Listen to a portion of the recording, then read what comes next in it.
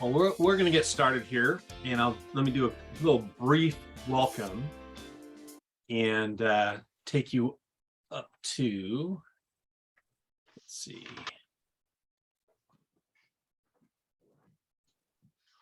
Welcome to the Finding Your Next Best Step workshop.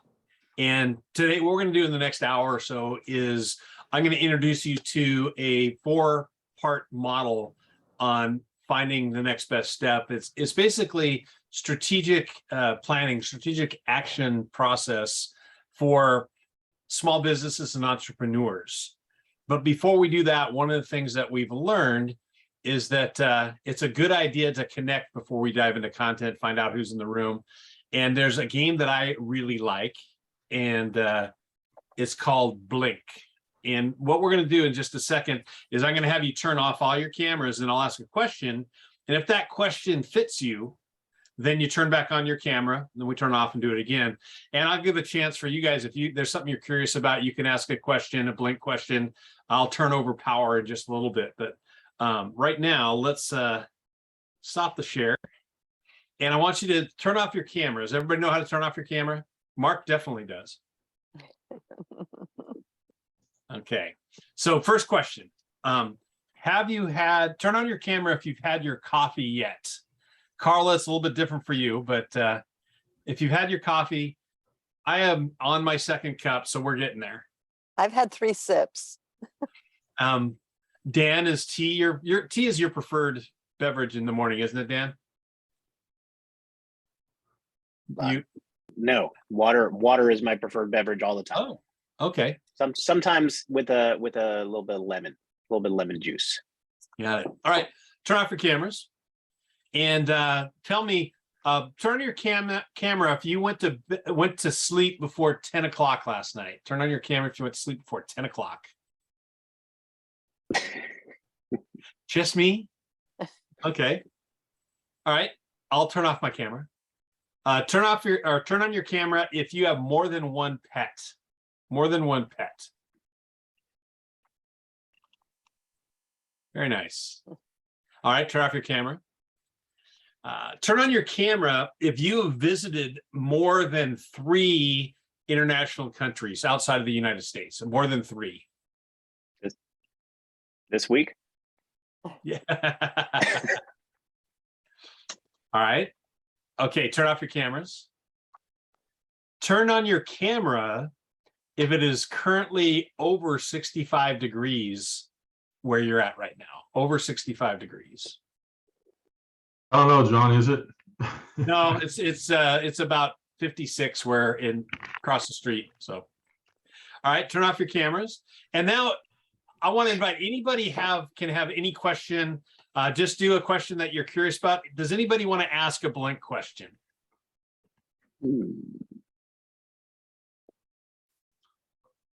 A what question, John? A blank question? This activity is called Blink. Oh, So blank if you have a question that you're curious about, you want to see who turns on their cameras or doesn't turn on their cameras. Turn on your camera if you have gone on a walk in a beautiful natural spot in the past week.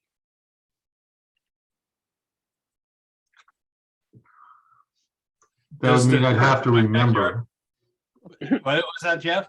I said that would mean I'd have to remember. Does the turf in my backyard count? That beautiful natural spot is totally a Subjective. You define. Then I'm going to say yes. Walking around the block. Nice. All right, somebody else have a blank question. Turn on your camera if you have high-fived someone this week.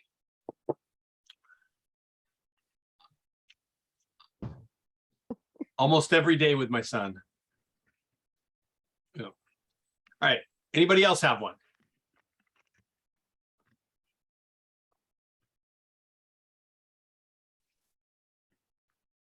It's Okay. early. Well, I know. All right, let's do it like this. Turn on your camera if you've ever been part of an organization with more than 200 employees.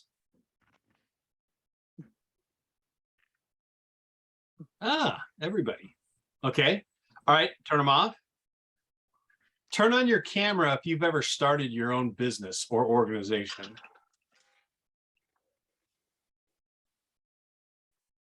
Yes, that's why we're here. All right. Turn on your camera if there are less than 5 people on your current organization's leadership team.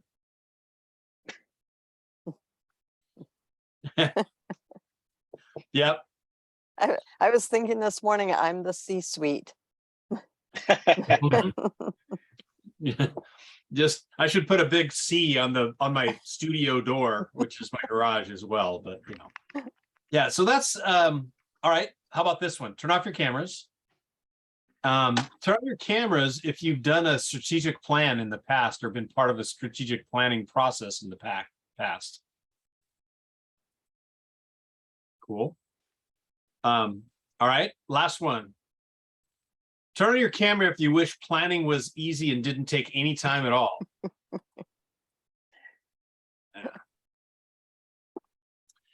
Although that's- sometimes it's fun. It is fun, but it's one of those things that, at least in my experience, it's been like, I really need to plan, but I also really need to get all this other detail stuff done. And so the planning usually goes by the wayside. And it actually, like, I want to tell a story that some of you probably heard either me tell or somebody else. Fred Harburg is the guy I got this from. But it's the story about Mark Twain, Samuel Clemens. And if you know anything about him, you know that he like would smoke 80 cigars a day, which I just can't imagine how you even do that. He would drink, he would swear, but he also married a Baptist Sunday school teacher. And he made and lost several fortunes in his lifetime. And what he would do to make money back was go out on speaking tours. So he was on a speaking tour, his wife was with him, and he'd had a couple of drinks. He was getting ready to go up on stage, and he was trying to tie his bow tie. And she could tell he was getting a little bit frustrated. And she wanted to show him how embarrassing it is when he lets go with his profanity. So she steps up to him and says, "You blank, you blankety blank, blank, blank, you blank." And he looks at her and says, "Honey, you got the words, but you just ain't got the music." And the idea is that there's words and there's music, and the music is the bigger picture. It's now the details, the planning, and these parts are really, really important. And all the steps I'm going to walk through, all the parts, those are important. But if you forget what the music of your organization is, it doesn't matter what you plan. And so as we go back, you're going to notice in my approach to this strategic planning, I often return to what I would consider the music of your organization is its mission and purpose. And it's sometimes we lose sight of our mission and purpose when we get granular in the details in the plan and all that. And I've had the experience of where when we got done with the planning, it wasn't taking us to where we wanted to be or why we existed. It became more pragmatic and we lost the music. So want to remind you guys that never forget the music when you get into the details of planning and even the details of execution. So remember that. Now, another thing that this is based on is what we call the transformation model. Now, if development is anything that's moving forward, so this is true of individual development, but it's also true of organizational development. Now, when you are, and I'm going to share screen briefly here. So this transformation model, many organizations, they'll go out there and say, all right, well, here's your plan. And they come up with a strategic plan or a development plan for the organization. And it's like all based on not much reflection and a lot of worry. Here's all our issues. Let's deal with all the issues. Now, other organizations will first do an assessment of where we're at, and then they'll make a plan. And that way, like all these worries, they take a look at where they're at and they have a true picture of their current state. And they'll say, all right, so we don't need to worry about that stuff. That's really taken care of. It's a worry, but we're good. Now, the best, and there's a reason why this is important, which is organizations that start with success or start with their final state or their ideal state, before they look at anything else, they're much more likely going to go to places they've never been before, because they're looking at where they want to be, not limited by where they're at or their worries. So the idea in the sequence here is first you shift from issue-based to success-based. If you can define success, then go back and using the criteria for success to kind of assess where you're at. Now you create this gap. And there's plenty of brain science that suggests that when we see a gap between where we want to be and where we're at, we're internally motivated to close that gap. And now that plan, it doesn't matter how that plan comes about, you're going to try anything you can to close that gap. And strategic planning or development planning will come about because you're intrinsically motivated to close the gap. So that's the dynamic we are focusing on in this approach, in this next best steps strategic action process. What I'd like you to do is take a moment, now that you've practiced how to use your Post-it notes and stuff, real quick, I just went over that the layers of this. This is the foundational part, the music, if you will. I want you to take a minute and in that process, what stands out to you? Insights from the words and music and the transformation model. Just take a moment to post some thoughts up there.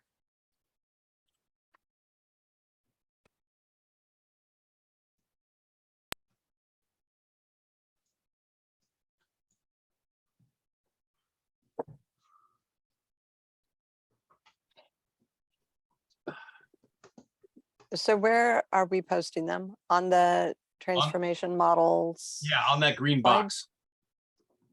Okay, I'm not where I'm supposed there. to be. Jenny's wondering. Ah, Are you there? thank you. There.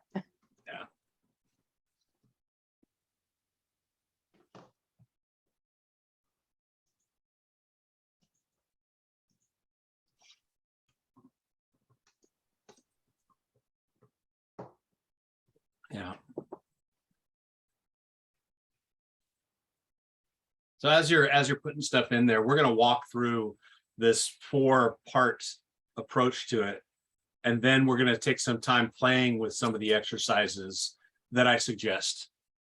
And I created as usual, what I did is I had about a 15-page book of exercises. And as I went, I've got to update that stuff. It's turned into almost a 100-page workbook that goes into far more detail than you ever want to. But it's easier to skip stuff than it is to try and crawl in my head if it's not there. So.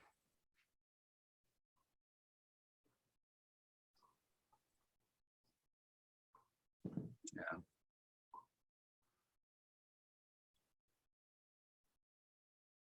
Give it another moment to put some thoughts in there. And always, throughout this, there's times when I'm going to like have you following me around on the screen, and other times I'm going to have you be doing some work on the screen. So you'll always be, and this will be up. If you keep the link, you'll always be able to get back to it. So another 30 seconds to put anything up there that you want to capture. This is another part of the brain science stuff, is if you think it, that's one level. If you speak it, it's another layer. If you write it, it's another layer as far as stickiness or putting it out there.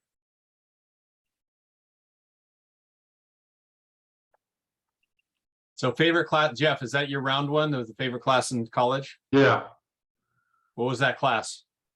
it was called Management by Objectives, but it is 1980, probably 3 or 4 or something like that.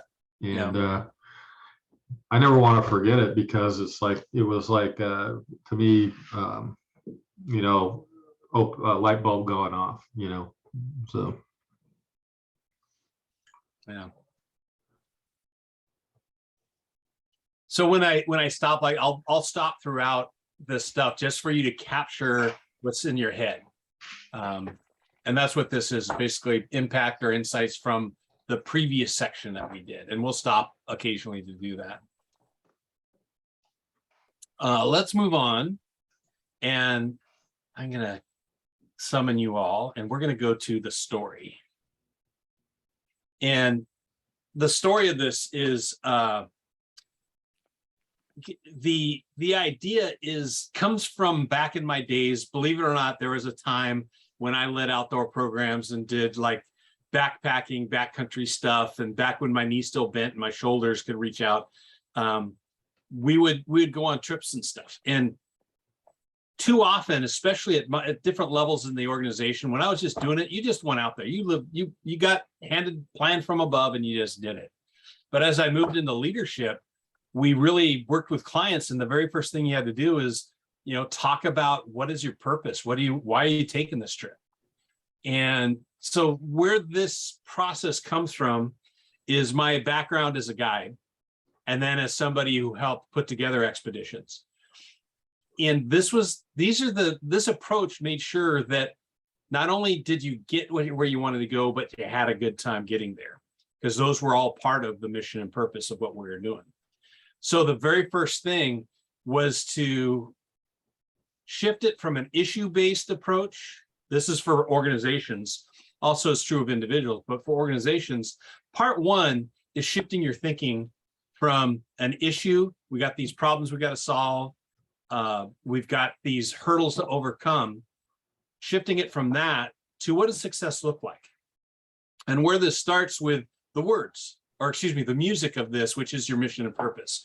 If you have a clear purpose statement, which is your why, and a clear mission statement, which is kind of your definition of your business, now you can go back and start to ask yourself, what does this look like if we're hitting on all cylinders? If we're really doing and living our mission and purpose, that's what success looks like. And so you start with success. And part of the process that I walk people through, and again, I took this from what I work in with larger organizations, and when they ask me to help facilitate a strategic process for them, I'm trying to get this to where it works for us as entrepreneurs. So you're looking at an obstacle. All you see is the obstacle. And this goes to, I had a chance to do some high performance driving school. So they actually let me sit behind a race car and drive it around a track, which was really cool. The smart thing they did was put us in a classroom before they gave us the keys. And very first thing, you're sitting there and the instructor says, okay, there will be obstacles out on the racetrack. What I want you to do is don't look at the obstacle. Look at the opening, because you steer towards what you look at. Whatever you're looking at, that's what you steer towards. And I'm sure some of you have had this experience where you're riding your bike and there's only like one tree in the park, and don't hit the tree, and you hit the tree. So what we're talking about here is looking for the opening, not the obstacle. Look for where you want to go. And this is grounded in brain science, neural pathways. When the issues that you experienced were created in your current state of mind. If you start to think differently and look at and define clearly what success is, you're going to start steering towards success. So if you've got a good purpose mission statement, that's the start. If you don't, it's worthwhile taking time to put it out there, and don't do it alone. All this stuff works better if you can get key stakeholders to help you see blind spots. So you take that, you define success, you start to look for themes on how to get to success, and then you figure out a way to measure that. Because again, if you don't put the measurements in there, you can't see how progress is going. And then from there, once you've defined success, you've created some timelines and measurements. Now you take a look at where your current state is, and you've created that gap that intrinsic motivation wants you to close. So that's the first part. The second part is what we call assessing the terrain. It's also, you might want to call this counting the cost. So once you define success, you want to take a look at, what am I going to have to do? What path do I have to take? What's in the way? And also what support is out there to get there? And oftentimes you define success and then you launch into planning without considering all the hurdles, but also the support, everything that's between you and success. That should influence your plan. Because if you're walking down that path and there's a huge gorge without a bridge, that's probably not the path you want to take. Or if there's, you're walking down that path and you see that there's a more effective and more beautiful way to get there, you want to take that part of it. So take a look at the terrain is part two of this approach. So any questions or thoughts before we get to the second half of this story here? You can put them in the, you can say them out loud, or you can put them in the chat or wherever you want to go. So. Okay. And you can always put them in the chat. Now, the next piece is closing the gap. And this is really the planning phase. And the planning phase, where people usually stumble in the planning phase, is putting out really vague action steps, or what I call waypoints, goals, whatever you want to call them. But these are the pieces that you need, the tasks and the deadlines that you need to get done to close the gap. And when you look at the terrain, that creates some, you'll notice some strategies that might get you to close that gap or get you to success quicker. The next thing in that, once you see these strategies and you start to brainstorm, how do we close the gap on these, what I call themes in success, you can start to now craft those strategies into waypoints or action steps or things that you need to do to close that gap. And we'll talk a little bit. Raise your hand if you've heard of SMART goals or the SMART approach to planning. I thought so, yeah. So we'll talk a little bit about that. That's a pretty common one. Now, throughout these, like we talked about defining success. We've talked about assessing the terrain. We've talked about closing the gap. You need to step back and take a look, compare where you're at in this planning process to the music, to your purpose and mission periodically. You do it before you start. You do it as you set up the themes that get you to success. You do it as you're doing your SMART planning. Take a deep breath and you step back. And sometimes people will think, well, John, that's just, you're interrupting the process. Well, it's good to interrupt the process if you're going the wrong direction. And that's what this is making sure that you don't waste a lot of time going the wrong way if you stop periodically and check your path. The other piece is stopping and committing to the process and stopping to commit to the plan. And that's kind of part of this planning. You end your planning process by saying, yes, we as an organization are committing our resources, our time, energy, effort towards reaching success, towards closing this gap. We're going to commit to it. And the last part 4, is moving with intention. And parts that I've seen in this are the challenging is that whether you go with Eisenhower or Mike Tyson, everybody has a plan until they get hit, or no plan survives first contact. When organizations do strategic planning, if the first steps of that plan hit challenges or even failure, they'll bail on the plan altogether. Moving with intention is all about not just do it, but make sure that you are learning with every step. You got to take that first step. And before you take that first step, what I encourage you to do is think of a soft start and a hard start, or a hard launch date. And use that soft start. As soon as you're done planning, you've got through that closing the gap.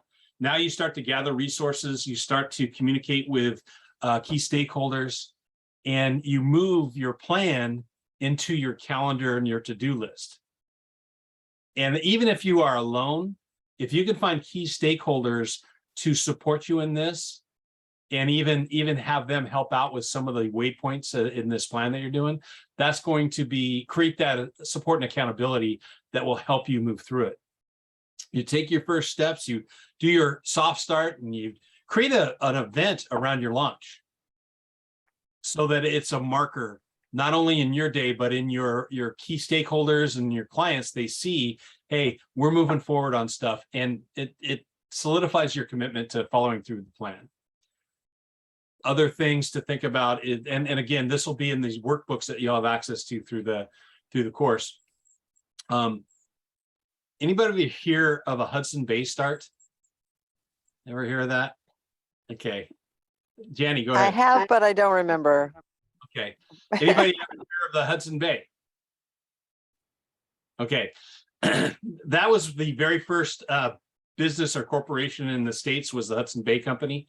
And what they would do is they would finance and send out fur trapping expeditions that would be gone for several years.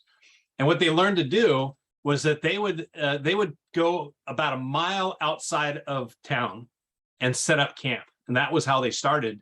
So when they set up camp, they realized, oh no, we forgot the can opener, or oh no, or we needed this, or who thought we should bring this 50-pound bag of nails or whatever.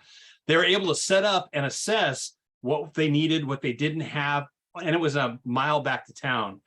So the idea behind a Hudson Bay Start in strategic planning is stopping between 1 week and a month into your process of implementing your plan and just checking against the music, and also checking to make sure that the things that you put as waypoints or tasks and deadlines were still relevant. So I want to stop for just a second, and around in this blank space that you see underneath, actually right over in here, are you guys seeing a big blank space next to Move with Intention? Mhm. I want you to just put some post-it notes in there about thoughts or insights, or some things that became apparent to you in this 4-part planning process. Put some post-it notes there. Let me release you in. Yeah, just catch up a little bit with your thoughts. I found if I waited until the end, you've usually forgotten most of the stuff that you aha'd about during the process.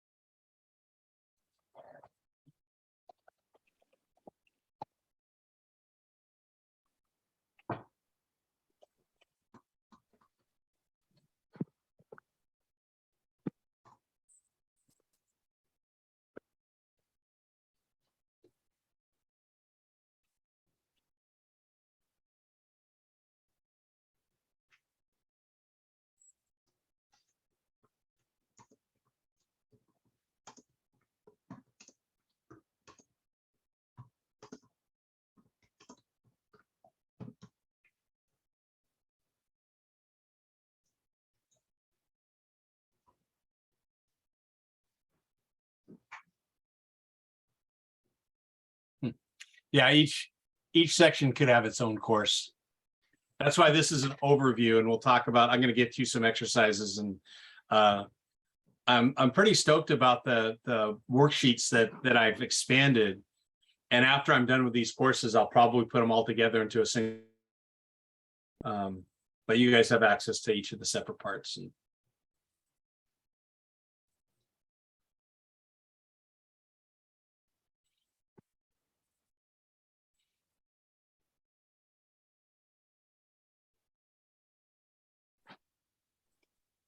finding stakeholders in a support group. If you've got a solopreneur is a term that I've heard recently, and this idea of it's very lonely when most of us work with people quite a bit in what we do, and yet it's really, really lonely when you're the one driving the course, the program, whatever it is, because you don't necessarily have colleagues to bounce ideas around with. So finding that group of people, to not only key stakeholders, but also people who are willing to move you forward on this, so you can test things out before you do it in front of a client.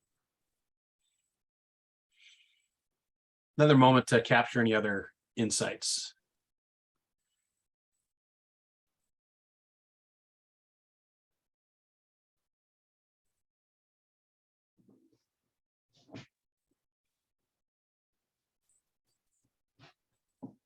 So what we're doing next is we're going to do a couple of these exercises, and I want to introduce you to an exercise that I call the silent movie exercise. And this silent movie exercise is all about how do you vision, or how do you make sense of your purpose and mission, and turn those into a picture of what success is. And so what this exercise is going to be about is I put a unknown company's purpose and mission statements up there. And what we're going to do is we're going to read those. And then I want you to imagine that you're watching that company play out that mission and purpose on a silent movie screen. So you're looking at the screen and this company's just knocking it out of the park. They're living their purpose. They're accomplishing their mission. What do you see up on the screen?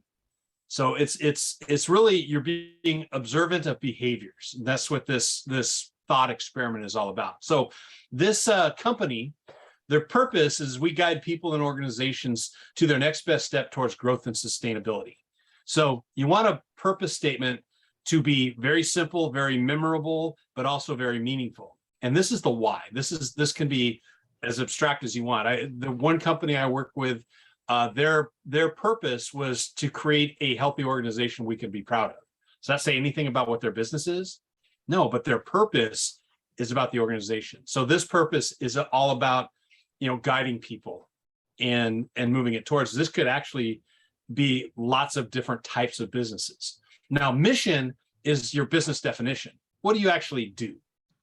And so purpose and mission, we design experiences and resources for the development of individual professionals and organizations.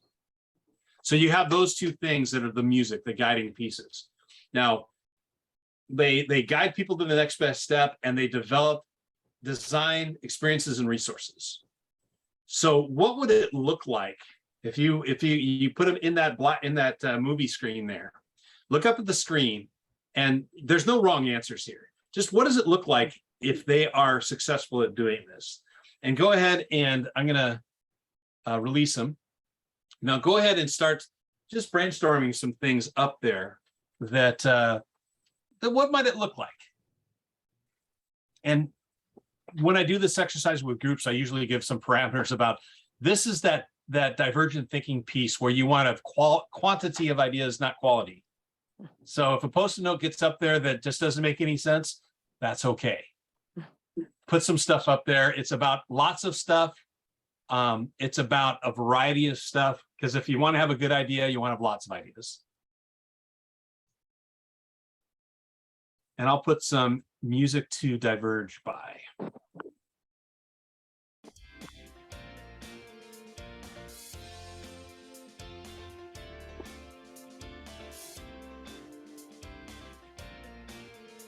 Is anybody having problems accessing the screen if I'm sharing it? Or you figured that out? Okay, everybody good? Okay.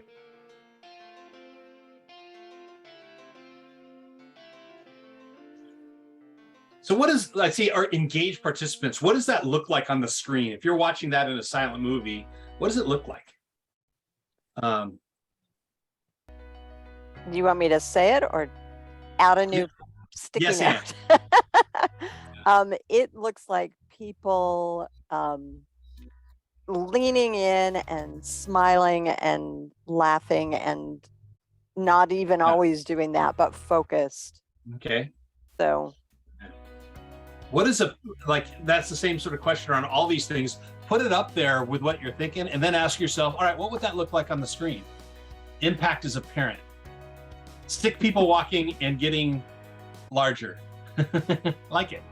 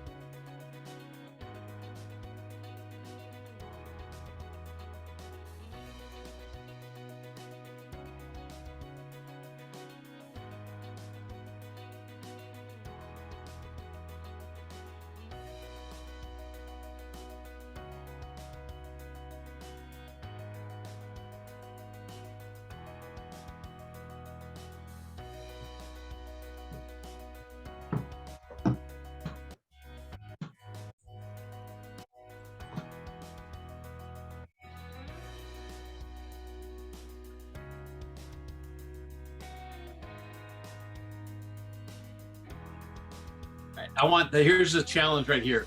I want everybody to put 2 more sticky notes up. Just see if you can put 2 more sticky notes up there. Again, they don't have to be good. They just have to be up there.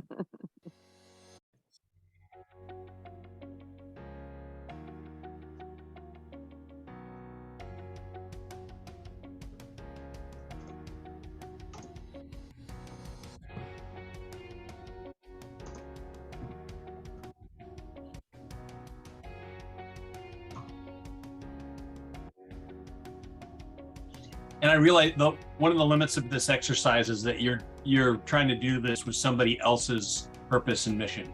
So it's just an exercise to let you see how this might work for you.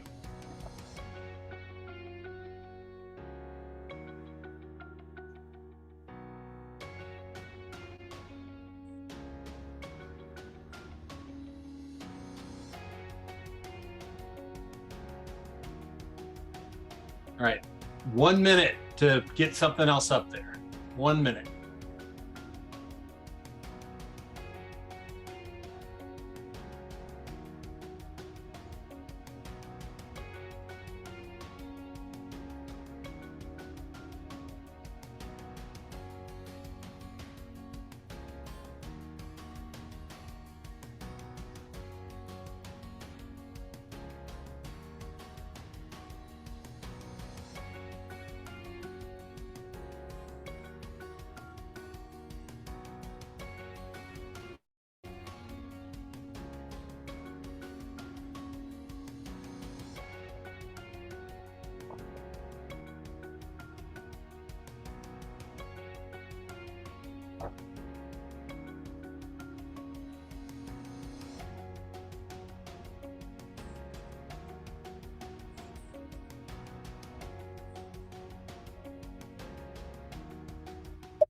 And that's the time.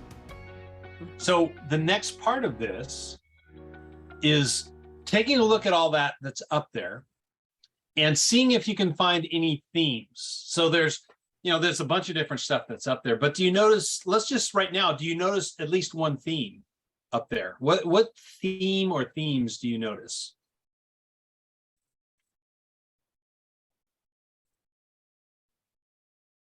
Is this an answer out loud question? It is an answer out loud question if you want to. And if I'm doing this in a process, we would do a thing called clump and cluster where you could actually move things into similar areas. But I just want to high level question of what theme do you notice or themes do you notice? I see the theme of getting from point A to point B. Okay.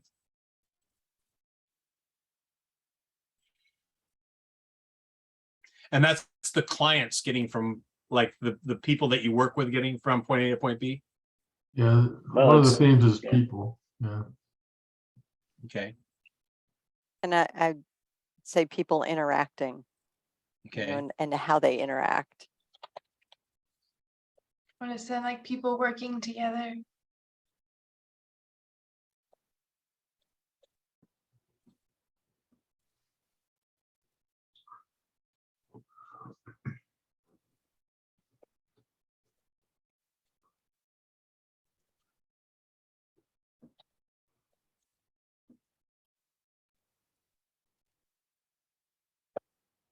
So, okay. There real quickly in about less than 10 minutes, we developed a bunch of ideas and got it down to a couple of themes. The next part of this, and this is all part of the defining success process, is you would ask yourself, how could we measure people interacting and how could we measure people making progress? What are ways that we could measure that?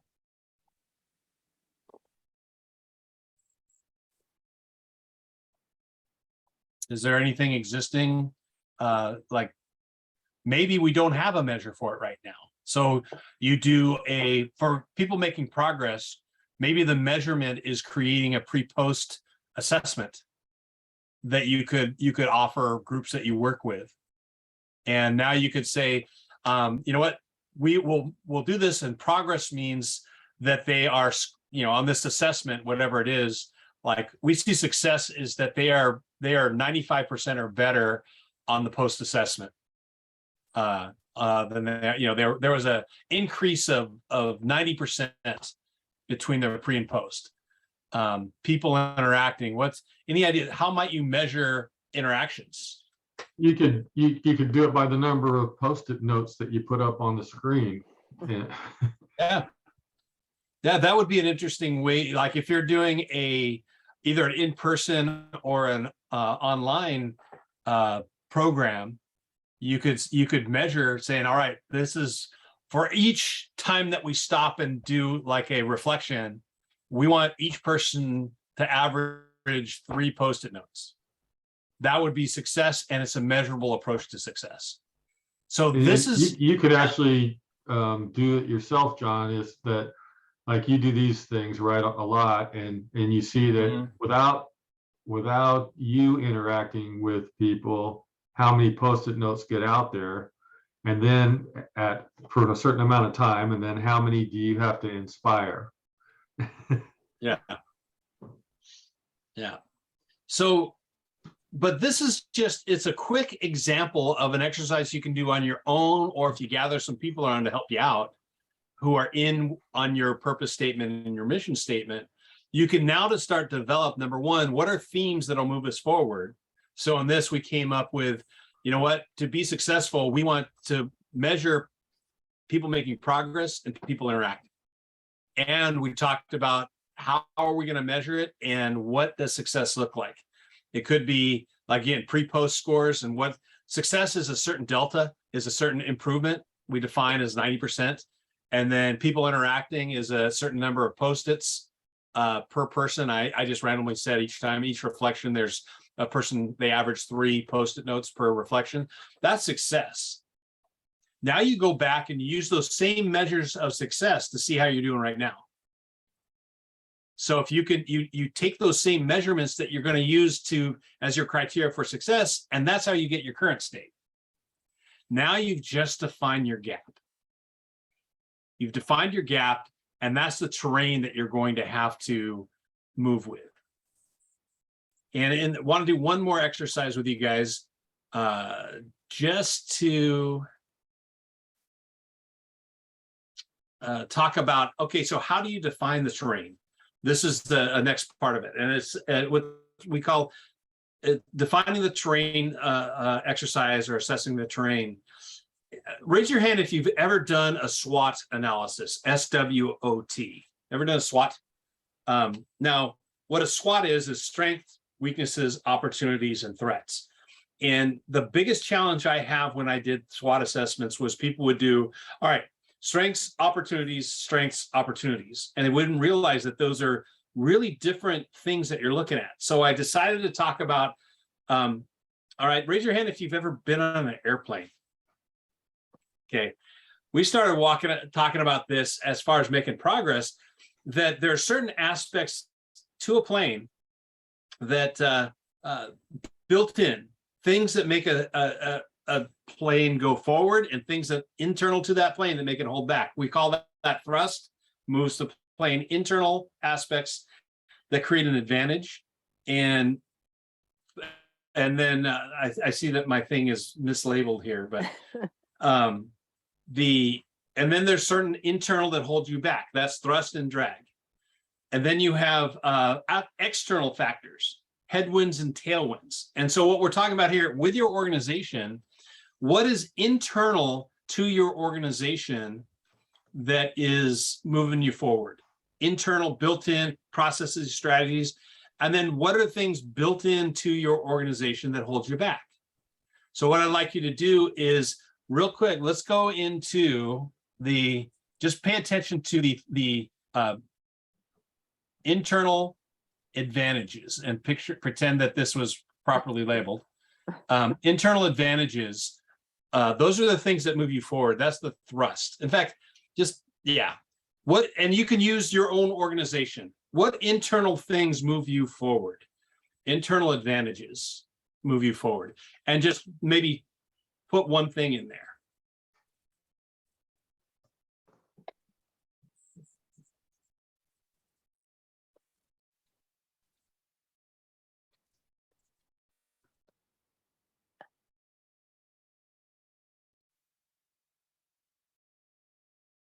Thank you for fixing whoever did that.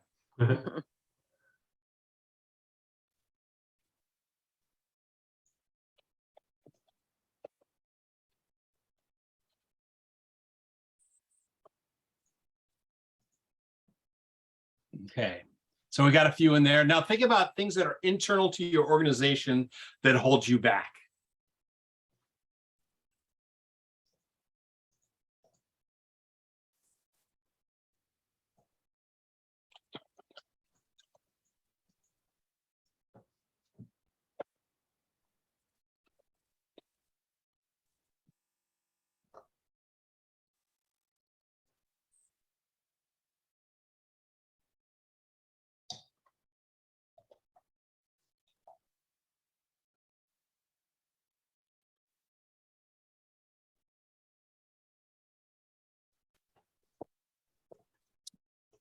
Okay, now let's talk a little bit about, and you can put things in whatever quadrant you want, whenever you want, but think about the tailwind. What is external to your organization that is driving it forward? These are the business environment, perhaps it's the financial environment, the physical environment, the things that are external to your organization that move you forward.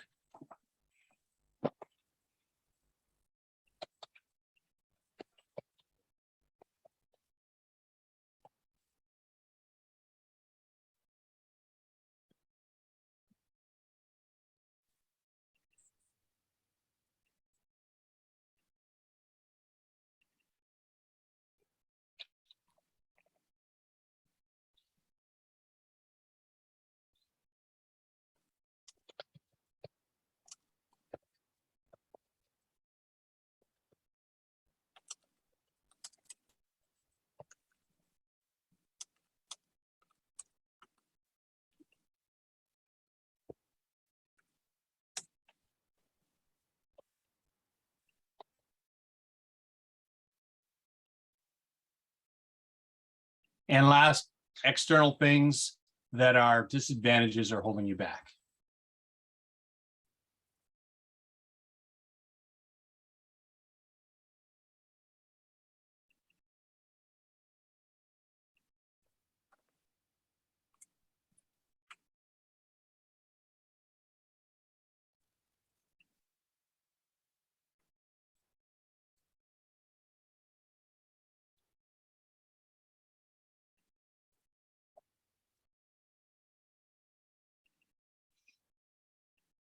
So your wife is external to the organization? Is that the? Yes, she is not an employee of Workplace Solutions, but she pushes it forward. Yes, okay. I get that. Although my wife is also my CFO, and I thank God every day for that. All right. Yeah, brand recognition is tough when you're small. So the last part of this particular exercise, and this is where oftentimes SWOT analysis is just about asking the questions, but not letting that resource help you out, is now what you would do is you would take all of these ideas and you move them over to brainstorming strategies. So you look at all the Post-it notes you have and say, how would I leverage that? Like thrust, the things that are moving you forward. How can we take more advantage of that? This is like making these things actionable. How do we avoid the things that are a drag? How do we take advantage of the tailwinds that we're experiencing? These are like, you just start to get ideas on how you could be intentional about using those. So now you see the first step towards, you've assessed the terrain, and now you're starting to think in terms of what resources do we have or what can we do about the terrain? So that's the idea behind putting these things together. So what I want to do is we're coming up to the top of the hour here. I want to make sure that I'm faithful to your time and that we can keep going. I'm going to take you down towards, not that, what has become clear. And this is a time for you to think in terms of, all right, we've walked through the process. You know the story of the 4 parts of this process. You've experienced a couple of exercises about how you might tap in to the process in specific ways. What has become clear to you since we started this process 55 minutes ago? So put a couple of Post-its up there. And again, the whole idea behind this is sticking. This will make it stick a little bit more.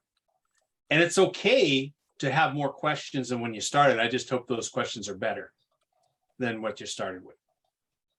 So put a couple of ideas up there. What has become clear since we started this?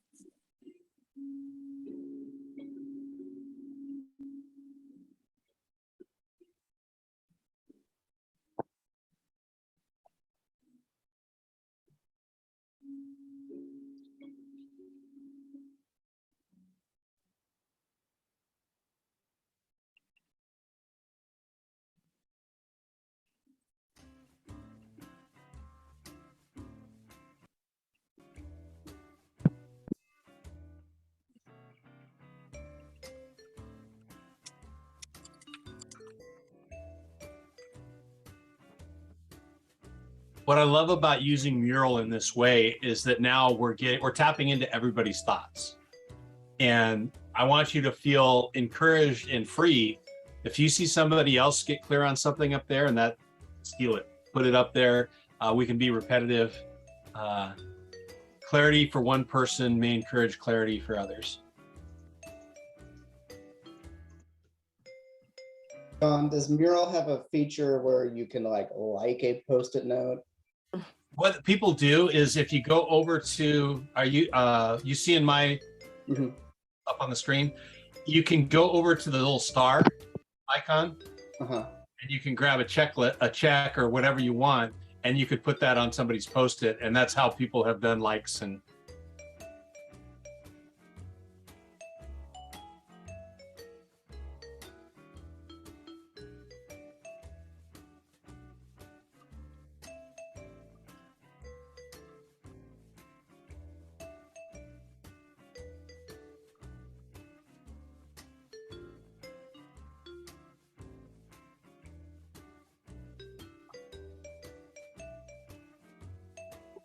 so if you haven't noticed, it would be really difficult for you to walk out with a strategic action plan at the end of an hour. And I hope you didn't, like, that wasn't something you thought I promised of this, but this is an introduction to the process. And in the course, you can download the workbooks and take each one. And again, there's a process to even help you create a purpose statement and create a mission statement. There's a process to help you identify the themes and then even to, doing the terrain. All that stuff is in that workbook. So if you choose to, you can take those workbooks and start working through your strategic action planning and implementation. But I also want to encourage you can leverage the community as well. And that's part of what the course is about. The workshop in Finding Your Next Best Step workshop, and that's what you signed up for. There's place in here. Here's the course material right here that you can download. And all you need to do is click in here and then click on the link, and here's this interactive PDF. What you want to make sure that you do is you need to download it. And now you have access now. All these things, you can use it just to write if you're an analog person, but then you can type in these spaces so you can actually fill in your action plan. And if you do this, you can skip parts. If you've already got here's the silent movie exercise. So you can fill it in yourself. You skip, do whichever parts you want, and that's a way to work. Now, the other part that you can do, and that's starting to do it in community. I've also created, if you want to go through a 5-week process that actually results in an action plan, we put a course together for that, a course and a cohort, where we get together and in a community like this, no more than 10 people, probably better if it's like 5 or 6 people. And we get together and each week we do a different part of your action plan.